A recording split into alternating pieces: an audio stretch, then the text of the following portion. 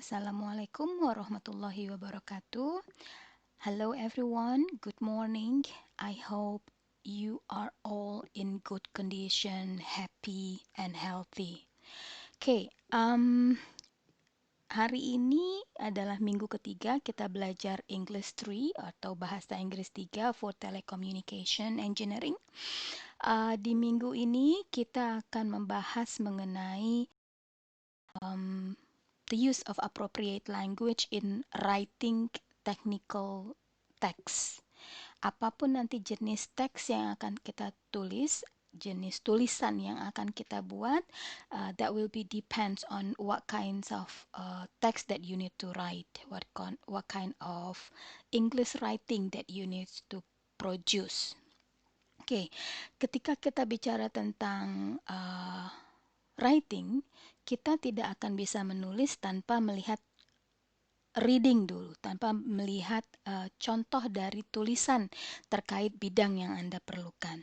So we need to analyze the text first, which needs reading comprehension in order to be able to write the text or writing ability. Jadi kombinasi skills yang akan kita kembangkan pada mata kuliah bahasa Inggris 3 adalah reading and writing. Mulai dari membaca kemudian menulis. Jadi tugas-tugas Anda akan terkait dengan mencari contoh teks atau contoh bacaan atau contoh laporan misalnya, contoh surat lamaran misalnya. Kemudian Anda akan menganalisa struktur bahasanya dan kosakata yang terkait dunia telekomunikasi. After that, you will follow the pattern and you will produce your own writing. Dalam hal menulis, kita harus memperhatikan language. What kind of language should we write in when we write something? So on this meeting 3, we talk about the use of appropriate language. Yang utamanya adalah dalam menulis kita diharapkan menggunakan formal English, kemudian direct language, use simple terms, dan action verbs. Empat hal ini adalah elemen kebahasaan yang paling penting untuk menentukan sebuah tulisan itu sesuai atau tidak, appropriate untuk bidang yang sedang kita tulis, untuk jenis tulisan yang kita tulis. So itu informasi umum tentang materi kita di minggu ketiga. Sedangkan tujuan kita belajar pada minggu ketiga ini adalah untuk membuat Anda paham, to make you know and understand, yaitu tahu dan memahami the right language for writing technical text. Sorry, ada double language there. Anda diharapkan mengetahui dan memahami bahasa yang tepat yang bisa digunakan dalam penulisan. Indikator keberhasilan Anda untuk minggu ini adalah your ability to do assignment using the right technical language in your written assignment. Jika Anda mampu mengerjakan latihan-latihannya dengan baik, then you are successful on this meeting. Berikutnya apa yang akan kita kerjakan? Hal yang utama adalah you will be listening or reading the instructions on SPADA, including on this PowerPoint presentation or this video. Anda dengarkan video ini, Anda baca instruksi-instruksi di SPADA, Anda baca materinya. Dan as I said, read the source provided on SPADA, which is this recorded PowerPoint presentation. Alright, I missed the H. And then do the assignment. Anda akan mencari contoh-contoh teks terkait telekomunikasi dalam bahasa Inggris. Anda akan menganalisa teks yang Anda temukan dari internet itu nanti. Anda lihat apakah teks tersebut menggunakan bahasa formal atau informal. Kemudian apakah dia menggunakan direct or indirect language. Simple terms yang dia pakai apa. Kemudian action verbs yang dia pakai apa. Berarti tugas Anda nanti adalah dapatkan dulu teksnya, kemudian berdasarkan teksnya itu Anda analisa, Anda buat tugasnya, jabarkan satu persatu. Apa contoh kalimat yang berupa formal language-nya? Apa contoh kalimat yang dipakai dalam teks tersebut yang menunjukkan dia direct atau indirect language? Apa ciri-ciri lain yang muncul mengenai simple terms dan action verbs yang digunakan. Jadi ini yang akan nanti Anda kerjakan di akhir sebagai tugas. Oke, submit the assignment within a week. Dalam waktu 1 minggu, Anda akan waktu yang diberikan untuk Anda to do this text. Cari teksnya, kemudian analisa teksnya, buat tugas Anda di Microsoft Word, kemudian submit di Spada dalam waktu 1 minggu dari hari ini. Oke, kalau kita bahas detail tentang apa itu appropriate language, kita perlu membedakan jenis bahasa yang dikatakan sesuai untuk bahasa tutur dengan bahasa lisan dia berbeda berdasarkan siapa audiensnya atau dengan kata lain siapa pendengarnya atau siapa pembacanya. Kalau Anda berbicara langsung berarti audience, siapa mereka yang mendengarkan Anda. Kalau Anda menulis siapa yang akan membaca tulisan Anda. Itu hal utama yang harus Anda ketahui untuk menentukan bahasa yang bagaimana yang sebaiknya Anda gunakan. Oke, secondly, berdasarkan siapa audience atau readernya itu nanti Anda menentukan bahasa yang formalkah yang akan Anda pakai atau bahasa yang informal yang biasa Anda gunakan ketika berbicara dengan kawan. Tentu saja bahasa yang akan Anda pakai ketika Anda berbicara dengan dosen dan menghadiri job interview akan berbeda dengan bahasa yang Anda pakai ketika Anda menceritakan tentang interview Anda kepada kawan Anda atau kepada keluarga Anda. So that will be completely different. This is in terms of spoken English, and not only in English, in bahasa as well. In bahasa Indonesia you will use different language, different vocabulary, different style, different intonation when you speak to different people. Okay, again, that's what we call as target audience. Right, kemudian uh, pilihan kebahasaan Anda pun akan berbeda berdasarkan situasi tadi. Contohnya ketika Anda menulis, ada jeda yang perlu Anda ambil dan ada tanda baca yang perlu Anda gunakan berbeda sesuai dengan jeda, sesuai dengan maksud yang ingin Anda sampaikan. Di mana Anda letakkan koma dan titik akan menentukan juga makna dari apa yang Anda sampaikan. So we need to be careful with this. Oke, kalau Anda ingin tahu lebih jauh tentang appropriate language, ini ada website yang bisa nanti Anda klik dan Anda tonton sendiri di waktu yang berbeda. Saya akan sediakan di Spada link ini. Alright, kemudian yang perlu kita bahas adalah seperti yang Anda sudah simak di bagian icebreaker. Ini ada bukan kalimat, surat dalam bahasa Indonesia. Oh, I'm sorry, this is not really clear when it comes to here. Tujuan dari yang disampaikan si penulis sudah benar adanya. Semuanya sudah mencakup apa yang diperlukan, yang perlu disampaikan dalam sebuah surat lamaran. Hanya saja, as you know, the language, the vocabulary, the style, the formality, the directness, indirectness, semuanya inappropriate. Oke, kembali saya ulas. Kesesuaian, kecocokan sebuah kata atau bahasa yang kita gunakan dalam komunikasi kita ditentukan oleh siapa yang akan mendengar atau siapa yang akan membaca. Kemudian konteksnya apa, dalam hal apa kita membicarakan hal tersebut atau menulis topik tersebut. Style, gaya bahasa yang bagaimana yang perlu kita gunakan, apakah formal atau informal. Kemudian purpose, apa tujuan kita berbicara atau apa tujuan kita menulis. Dengan perbedaan tujuan ini akan membedakan juga gaya bahasa yang akan kita pakai, kosakata yang kita pakai, dan lain sebagainya. Okay, further about appropriate language. Dalam bahasa Inggris maupun bahasa Indonesia ada kosakata yang sama tapi maknanya berbeda dan juga berbeda penggunaannya berdasarkan konteks kita memakai kata tersebut. Tidak hanya dalam satu negara, di negara yang berbeda pun maknanya berbeda. Contohnya saja pusing untuk orang Indonesia berbeda dengan makna pusing untuk orang Malaysia yang artinya jalan-jalan.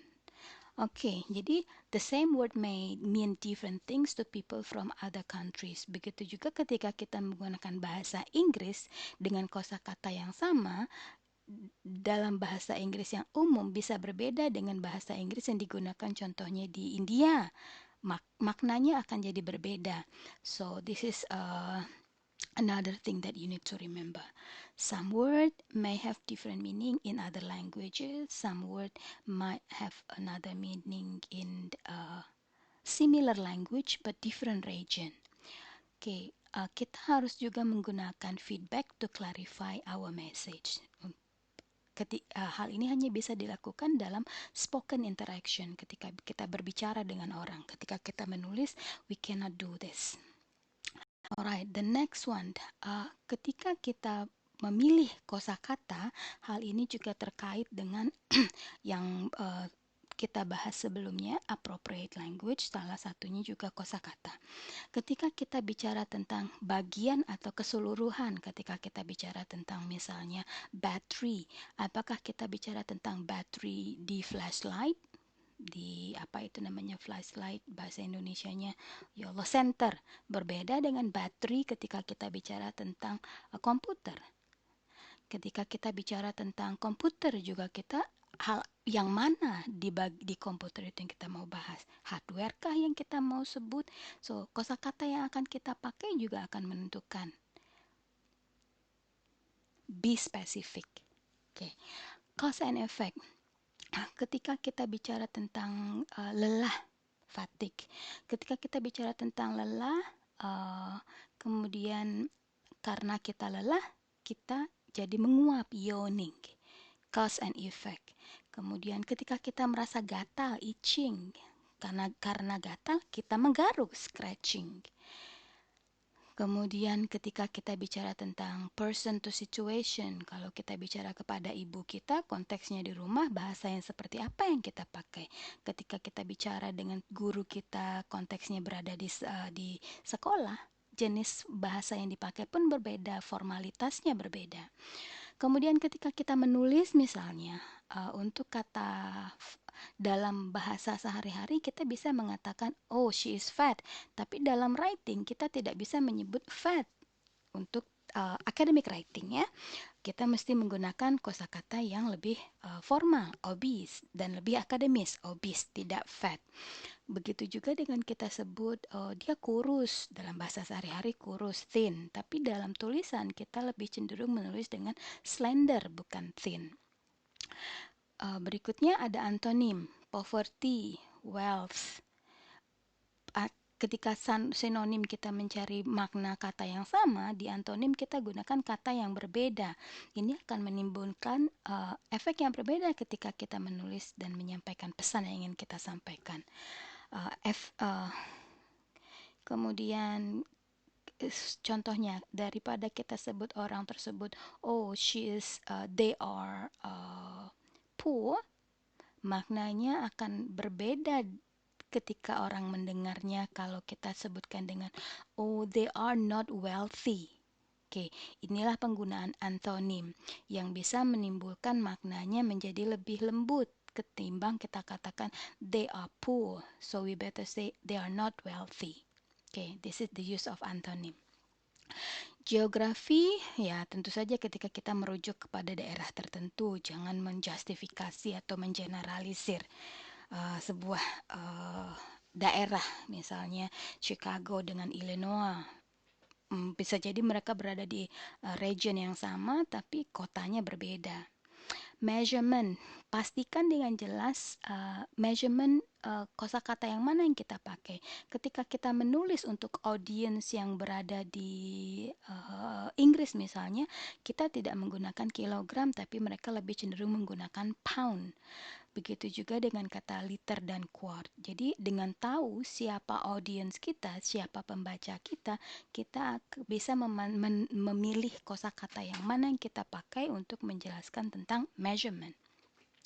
Untuk time, uh, spring itu identik dengan bulan Maret, April. Jadi kita mau menggunakan kata bulan yang March kah atau season yang spring? Atau di bulan Desember ingin kita gunakan kata Desember kah atau winter? Tergantung siapa audiensnya. Right, selanjutnya tentang formal English. Dalam bahasa, tidak hanya bahasa Inggris, terdapat level of formality, uh, tingkatan keformalan. Oke, ada yang namanya informal, yang biasanya tidak tepat digunakan untuk urusan bisnis. Seperti dalam kalimat ini. Hi, I saw in the paper that you are looking for somebody for HR. I think I'm good for the job because I've done things like that in the past. I'm pretty good with people and I'm organized. Katakanlah Anda menjawab pertanyaan ini ketika interview. Yang ingin Anda sampaikan benar secara makna, tetapi penggunaan kata, style bahasa Indonesia itu uh, oh gosh, penggunaan kosakata, penggunaan ya Allah, I forgot the word for style. Gaya bahasa tidak sesuai. Kemudian kita lihat semi formal. Semi formal lebih berada di antara informal dengan formal. Tentu saja Anda tahu ini. Kita bisa lihat dari contoh ini. I'm applying for a human resources position that is currently open in the company. As you know, I have worked as a temporary human resources generalist for 6 months with the company. I not only have knowledge of the position, but I also have an understanding of the company's need and the requirement of the job. Kenapa kalimat ini dikatakan semi formal? Diantaranya adalah kata as you know. Ketika kita bicara dalam konteks formal, kita tidak berbahasa yang kesannya kita sudah akrab dengan orang tersebut. We need to be making a bit distance. We need to be more polite. Kata as you know tidak digunakan pada situasi pembicaraan yang sangat formal. So, don't use as we know, as you know. Langsung saja tentang I have worked as temporary human resources bla bla bla bla. Kemudian juga dalam hal grammar, tata bahasa. Semakin baik tata bahasa Anda, semakin formal uh, situasi Anda berbicara dengan orang tersebut. Oke, jadi dalam kalimat yang terakhir, I not only have knowledge of the position, adalah kalimat yang secara tata bahasa tidak tepat. I am, sorry, not I am. I do not only have knowledge of the position, but I also have. Oke, satu lagi kendalanya adalah ketika kita gunakan kata not only but also, konteks kalimatnya menjadi not only that I have knowledge of the position, but I also have an understanding of bla bla bla bla. Oke, ini adalah konteks grammar yang lebih advance. Oke, jadi be careful. Semakin baik tata bahasa Anda, semakin baik pula penilaian orang terhadap siapa Anda berdasarkan level pendidikan Anda dan kecerdasan intelektual dan emosional Anda. So that's why the language shows the person, atau dalam bahasa kita disebut bahasa menunjukkan budaya. Oke, jadi jadilah orang yang berbahasa yang baik dan benar untuk bisa dikenali orang sebagai orang yang berpendidikan dan berbudaya yang baik. Oke, next formal. Oke, tentu saja yang namanya bahasa formal, bahasa yang sesuai dengan kondisinya, tahu siapa pendengarnya, dengan siapa kita berbicara, atau kepada siapa kita tuliskan kalimat-kalimat tersebut.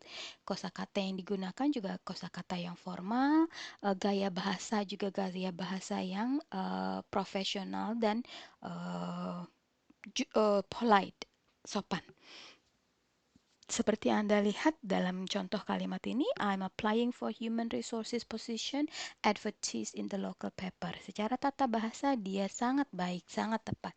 I am an excellent candidate of the job because of my significant experience in human resources, excellent communication skill, and sense of organization.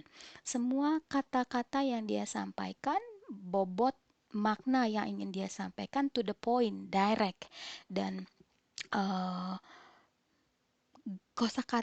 tata bahasanya semuanya benar. Okay, this is the indication that that writing is a formal language. Alright, I hope you everything is alright, and if you have any question, please write down on the icebreaker or forum. Alright, selanjutnya direct language.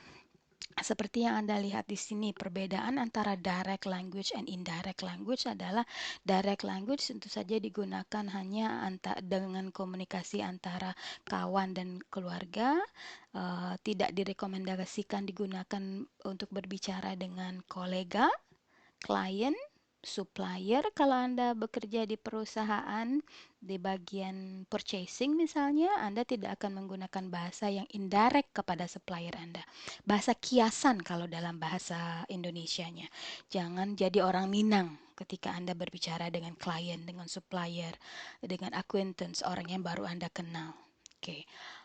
Dan kawan yang baru dikenal, baru berteman, jangan gunakan bahasa kiasan. Gunakanlah bahasa yang direct. Use when you really want to be direct.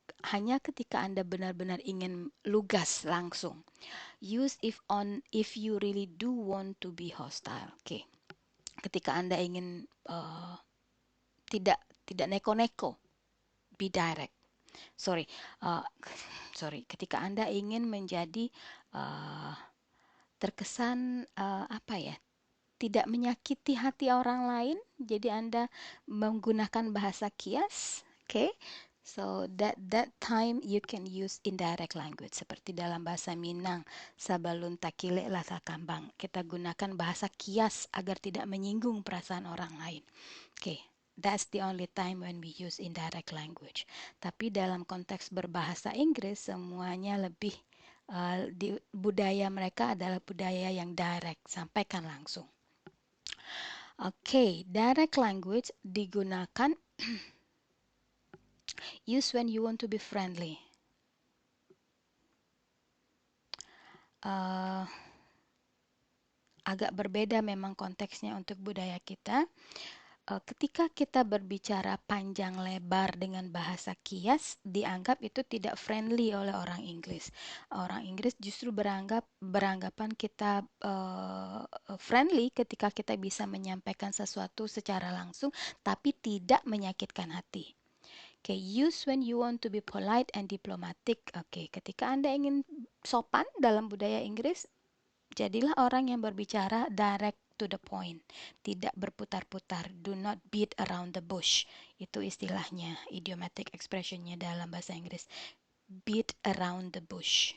Oke, jadi jangan pukul-pukulin tuh semak sampai ularnya keluar. No, go direct. Always use with clients and customer. Selalu gunakan bahasa yang langsung ketika berbicara dengan customer dan clients. Jadi tidak ada kesalahpahaman. Kalau kita pakai bahasa kias, orang tidak paham, terjadilah kesalahpahaman. Oke, contoh dari direct and indirect language adalah seperti berikut. Ketika Anda ditanya, what is your name? Itu adalah pertanyaan langsung. Ya langsung dijawab. My name is Rahmat Hidayat, for example. Do not say, oh, when I was born, my parents give me name Rahmat Hidayat. It's not necessary. Langsung aja, Rahmat Hidayat. My name is Rahmat Hidayat. In direct language, could you tell me your name? Itu lebih sopan. Yap, itu bahasa yang lebih sopan. Kemudian, what company do you work for? Would you tell me what company you work for? Semua ini adalah bahasa yang pemakaiannya untuk membuat percakapan tersebut menjadi lebih sopan, betul. Tapi tetap dia langsung, tapi dia tetap tidak beating around the bush, hanya konteks politeness dalam bahasa Inggris adalah penggunaan kata could and would. Oke, bukan bahasa kias. Oke, bukan bahasa kias. Oke, ini adalah contoh dalam spoken interaction, bahasa lisan. Oke,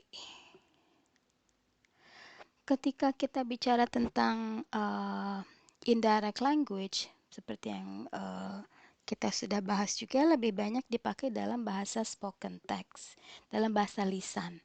Direct language diutamakan dalam bahasa tulis. Oke, dalam bahasa tulis. Kemudian ketika kita bicara juga tentang direct language, kita juga bicara tentang direct and indirect speech. Direct speech biasanya dalam bahasa tulis dicirikan dengan adanya quotation mark atau adanya reporting verb dengan signaling phrase atau quotative frame. Oke, contohnya sebagai berikut. Oke, quotation mark. Seperti yang Anda lihat pada contoh kalimat ini, dimulai dengan quotation mark dan diakhiri dengan quotation mark. Inilah yang disebut dengan direct speech dalam bentuk written form. Dalam bentuk indirect speech, kita sampaikan kalimat ini dalam bentuk laporan. Oke, ini yang disebut dengan reporting verb. Oke, reporting verb. Ask. Inilah yang reporting verbnya. The teacher asked me where my textbooks was. Oke, berubah secara grammar dia dari present tense, present tense menjadi past tense was. Right, selanjutnya indirect speech. Yang kedua adalah the teacher asked me where my textbook is. Oke, dalam kalimat yang ini dia tetap memakai simple present tense. Oke, jadi bisa ada dua jenis, simple present atau menjadi simple past. Tergantung konteksnya kapan kita berbicara. Oke, karakteristik yang ketiga adalah simple terms. Dalam utamanya kita bicara tentang writing formal text. Untuk memastikan tulisan kita menggunakan simple terms atau simple, katakanlah simple, kita disarankan untuk menstructure atau menulis menggunakan struktur yang logically, yang dikembangkan secara logis. Gunakan heading and subheading, atau dalam bahasa Indonesia apa ya heading dan subheading? Alright, jadi kalau Anda membuat paragraf, ada judul kecilnya di atas, itu heading dan subheading.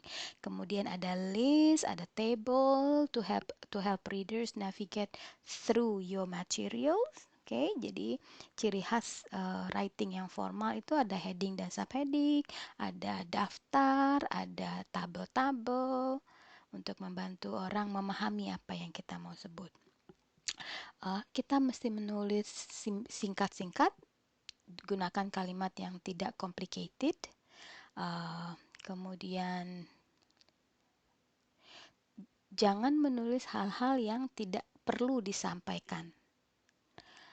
Selanjutnya, using common everyday words rather than jargon or technical terms. Tergantung apa tujuan kita menulis dan kepada siapa tulisan itu disampaikan akan menentukan jenis kosakata yang bagaimana yang kita pakai.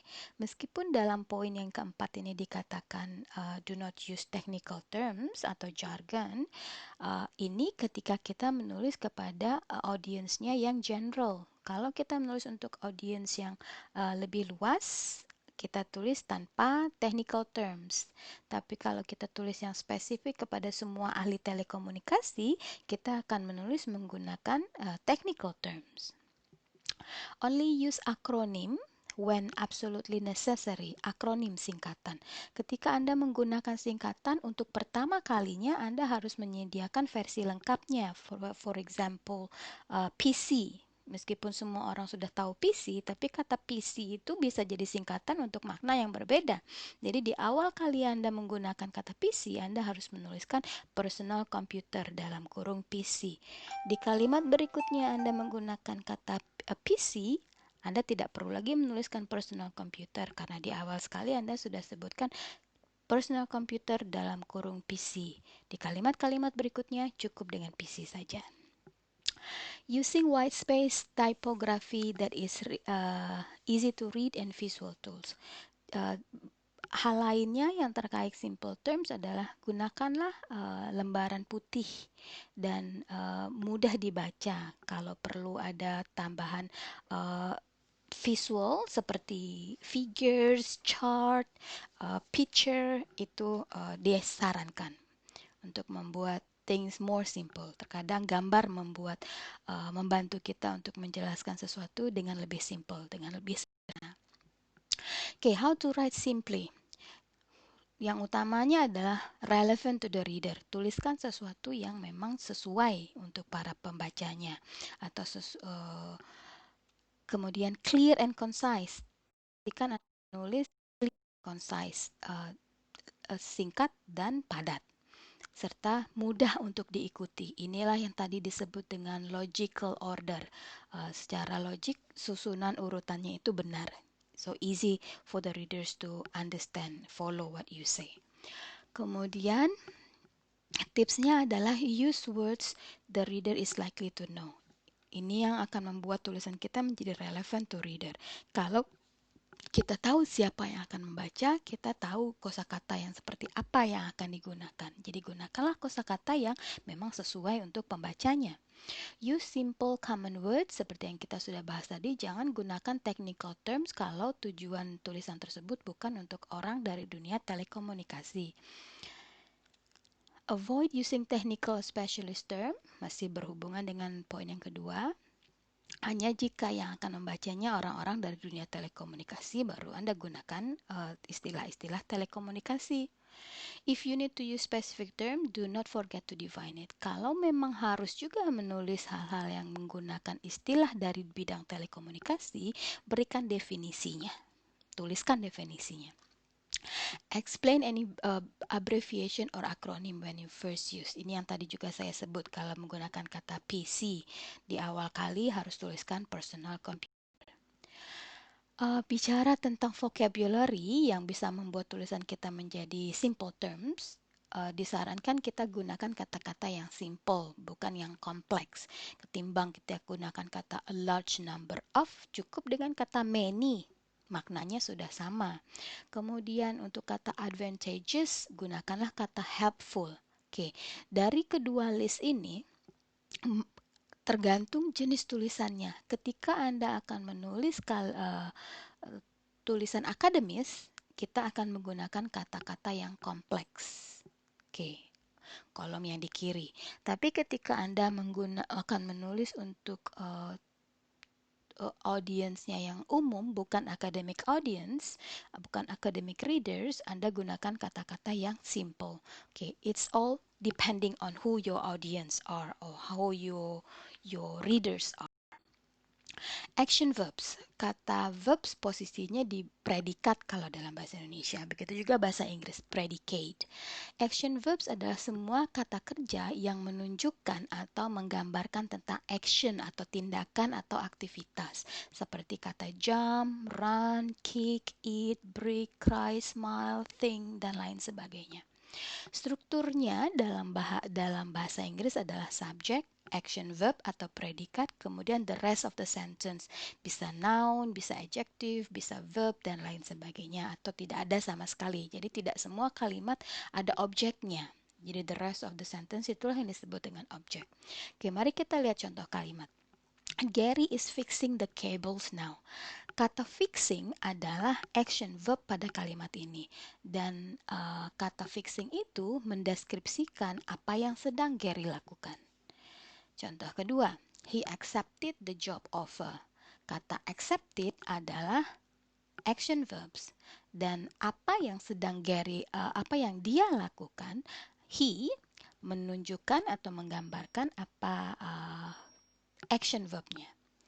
The wind blows constantly in Bukit Limau Mani. Oke, ketika kita menceritakan tempat di Indonesia, jangan menerjemahkan kata tersebut jadi bahasa Inggris. So do not translate it to limau manis or sweet Orange Hill. Never ever do that. Tetap gunakan bahasa lokalnya dan tuliskan dalam bentuk cetak miring. Bukit Limau Manis. Atau Limau Manis, Bukit Limau Manis. Mana yang sudah biasa digunakan itu yang kita pakai. Bukit Limau Manis, italic, atau Bukit Limau Manis, italic. Kata blows adalah action verb pada kalimat ini. Kemudian kata blows atau menggambarkan what kind of wind, what the wind does, apa yang dilakukan oleh si angin, bertiup. Okay, this is what we meant by action verbs. Jadi hati-hati, action verbs yang Anda gunakan harus sesuai dengan subjeknya. Seperti pada contoh kalimat Gary. Gary itu laki-laki, satu orang, berarti subjek auxiliary-nya harus is. Oke, kalau dia sedang melakukan. Tapi kalau kita bicara tentang fakta, Gary memperbaiki kabel. Terserah kapan dia perbaiki. Pokoknya konteksnya masih dalam rentang waktu saat kita bicara. Kita akan katakan Gary fixes the cables. Oke, jadi disesuaikan antara subjek dengan predikat. Wind, singular. Jadi blows, bukan blow. Oke, wind nggak pernah dalam bentuk plural. Jadi nggak pernah kita sebut the wind blow. Yang kita tidak pernah kita sebut the winds blow, tapi kita katakan the wind blows. Right, jika ada pertanyaan mengenai materi yang barusan saya sampaikan, silakan Anda ketikkan di bagian icebreaker and forum. Ketika Anda klik icebreaker and forums, Anda akan melihat add a new topic.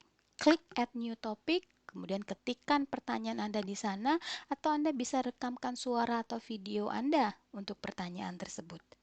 Oke, inilah media yang kita gunakan untuk menggantikan fungsi kelas konvensional yang biasa kita lakukan di politeknik, di ruang kelas tertentu.